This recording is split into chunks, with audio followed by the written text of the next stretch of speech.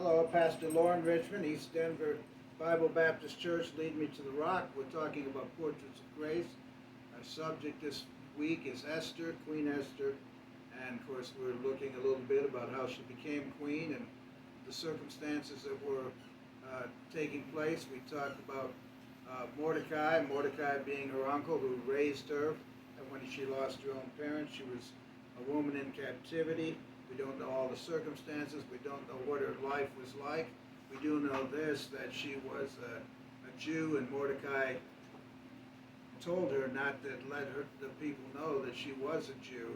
And when Queen Vashti was vanquished from the kingdom, then they were looking for a new queen, and Esther had the opportunity to be a part of that process.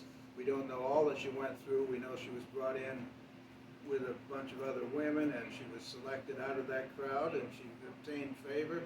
And the only real way that could happen is God would have been working on her behalf.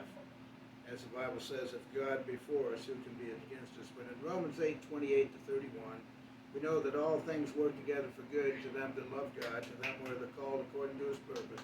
For whom he all did foreknow, he also did predestinate to be conformed to the image of his Son, that he might be the firstborn among many brethren. Moreover, whom he did predestinate, them he also called, and whom he called, them he also justified, and whom he justified, them he also glorified. What should we say then to these things? If God be for us, who can be against us? So, as we're looking at these situations in Esther's life, we can make comparisons in our own lives. There's a lot of things going on. We know Haman was a very wicked man. He was working to accomplish what he wanted to do. His plan was to destroy the Jews. He hated Mordecai. He wanted to hang him on the gallows. Esther, had he known that Esther was Mordecai's niece and that she was a Jew, he would have wanted to have her put down. And he got this decree signed that all the Jews would be put to death. Very wicked man. And Esther, it must have been a difficult time for her. Not sure exactly what was taking place, but we know one thing. God was working in all of it. Just like God works in our lives, if we continually faithfully do what we're asked to do. In Esther's case, she had a godly man in her life, and that was Mordecai. And Mordecai raised her to do the right thing and encouraged her and mentored her and gave her godly wisdom.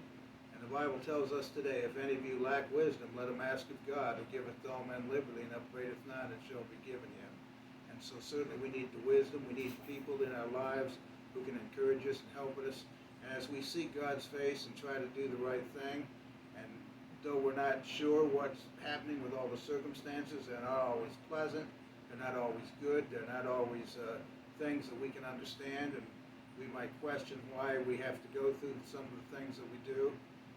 But yet in all that, God's still on the throne. He's still working in our lives.